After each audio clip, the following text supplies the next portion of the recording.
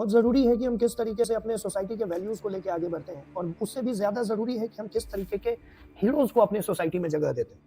अब अगर मैं इंडियन सोसाइटी की बात करूँ इन स्पेसिफिक, तो you will see that we have lot of political heroes here, और यहाँ पे पॉलिटिक्स में जो लोग अच्छा कर रहे होते हैं उन्हें जो है हम काफ़ी ज़्यादा इज़्ज़त से देखते हैं, और उनके शान में कोई गुस्ताखी करने की कोशिश नहीं करते हैं, एंड थिंग्स लाइक दैट।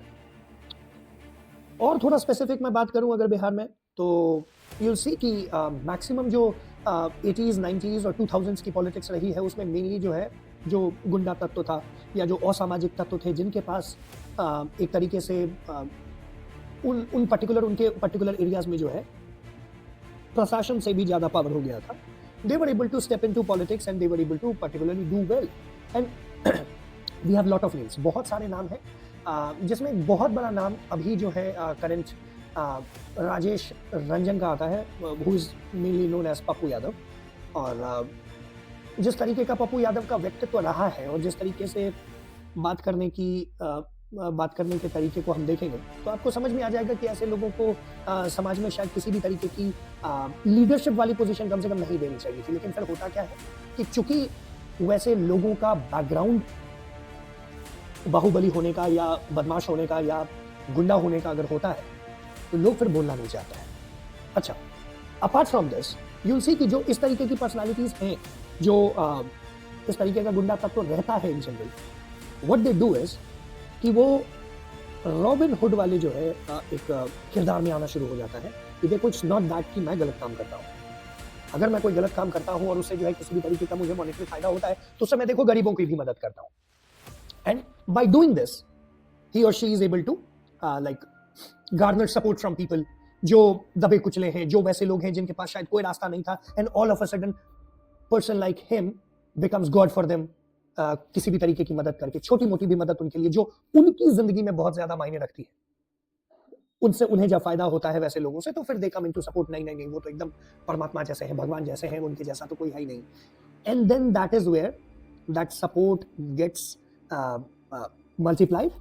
बातें फिर इस तरीके से फैलती हैं, फिर पीपल आर लाइक कि उसने हमारा थोड़ी ना किसी तरीके का कोई बुरा किया है, उसकी जिससे दुश्मनी है हमें क्या, हमें तो हमेशा उन्होंने मदद ही किया। And then there is these set of people who start spreading the word, start telling the people कि देखो this is how he actually is and he is not bad। हम ऐसे बहुत सारे कैरेक्टर्स को आए दिन फिल्मों में भी देखते हैं। हम देखते हैं कि किस तरीके से they have a bad side and then they have a good side for the cover up। उस कवर अप के लिए एक बहुत अच्छा साइड है, और जिसके द्वारा जो है वो इन्फ्लुएंस क्रिएट करता है। इन पर्टिकुलर मैं पप्पू यादव की क्यों बात कर रहा हूँ, ये मैं पहले अभी आपको दिखा देता हूँ, then we'll proceed ahead talking। प्रधानमंत्री जी तिबारा आ गए, 3 बार देश के लोगों ने इन्हें बनाया। हम आपसे कहना चाहेंगे कि अभी जो कुंभ की बात है, प्रधानमंत्री जी हमारे हिंदू के सबसे बड़े सनातन के विचारधारा कहते हैं कि मैं सबसे बड़ा हूं। मैं एक बाबा का नाम नहीं लूंगा लेकिन कोट करता हूं। उन्होंने कहा कि जो जो लोग मरे हैं वो मोक्ष चले गए। तो मैं चाहता हूं कि लगभग बाबा और नागा और जो नेता वहां जाते हैं और जो बड़े पैसे वाला, उनको भी डुबकी लगा के मर जाना चाहिए ताकि इन लोगों का कल्याण हो जाए। ये मोक्ष पे चले, मोक्ष में चले जाए। बाबा लोग वो बोलते हैं कि बाबा ने कहा कि मोक्ष में चलेंगे, तो मैं चाह रहा हूं कि ऐसे बाबाओं को मोक्ष में चला जाना चाहिए। दूसरी बात so he has been like this since the beginning. अभी जब 1 तारीख को जो है प्रेसिडेंट का स्पीच हुआ था, उसके बाद भी he came into the media and said that president जो है वो लव लेटर पढ़ने आई थी। He has been like this when he speaks in public places और इनटू द मीडिया, जिसमें कोई भी अंशंट बात बोल देता है वो।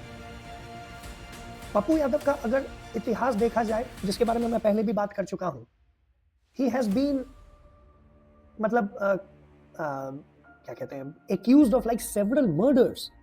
और अगर एक बहुत इंपॉर्टेंट मर्डर की बात करूं तो मार्क्सिस्ट लीडर था एक Ajit Sarkar in 1998, communist party of India marxist का। He was convicted and sentenced to life imprisonment in 2008 for that, and thanks to our judicial system, Patna High Court in 2013 acquitted him due to insufficient evidence. Can you believe something like this happening in the real world at this point of time? Maybe होता भी होगा तो it might not be a high profile case और हमें पता नहीं चलता हो. But then something like this, convicted in 2008, getting a life imprisonment and then walking out free 5 years, 6 years later because अपर्याप्त सबूत के कारण उन्हें बरी कर दिया जाता है।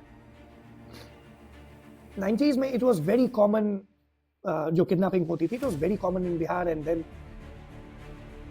ये आरोप उनके बिहार की राजनीति में एक बाहुबली के रूप में प्रतिष्ठा को दर्शाता है। This is what it writes under अपहरण एंड जबरन वसूली when it comes to under business. You know, he was top notch in that industry, and this guy has been winning elections from last 6 terms, and which is totally fine when it comes to winning elections, but it's not fine when it comes for setting examples.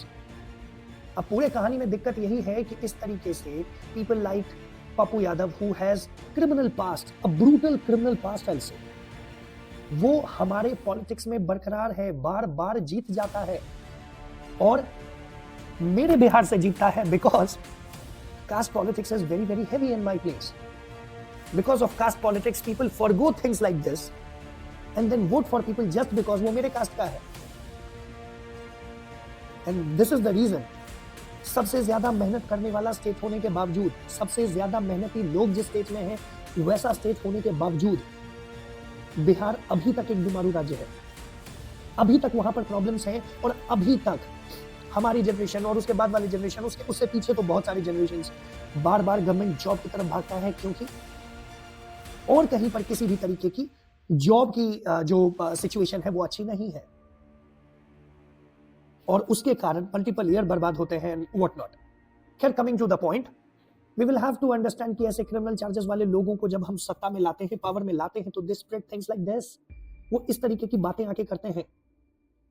मैं चुनौती के साथ कहता हूं, इसी पप्पू यादव की औकात नहीं होगी अगर इसी तरीके का कुछ भी मिसहैपनिंग्स या इस तरीके की कोई बात किसी और रिलीजियस कम्युनिटी के बारे में वो बोल पाए, just on the name of politics. आप ऐसी बातें नहीं कर सकते हैं. You will have to understand this. अच्छा, he understands and he sees that कि पार्लियामेंट में इस तरीके की कोई भी बात अगर वो कहता है, आपने उसकी बात सुनी, वो कह रहा है कि मैं चाहता हूं. अरे तुम्हारी तो कोई औकात ही नहीं है, तो उस बात को तुम रहने दो. तुम्हारे चाहने ना चाहने से कोई फर्क नहीं पड़ता है. लेकिन फिर भी वो आदमी ये कह रहा है कि मैं चाहता हूं कि नागाज और साधुज जो है वो जाके वहां पर डुबकी लगा के मर जाएं. आप उस आदमी से यही एक्सपेक्ट कर सकते हो कि ऐसा कुछ वो मुसलमानों के बारे में या क्रिश्चियंस के बारे में या बुद्ध धर्म को मानने वाले के बारे में कभी बोल पाएगा? औकात नहीं है. मैं चुनौती के साथ ये बात कह रहा हूं. लेकिन कहानी में दिक्कत क्या है कि उसे पता है कि वो ऐसी बातें बोलेगा.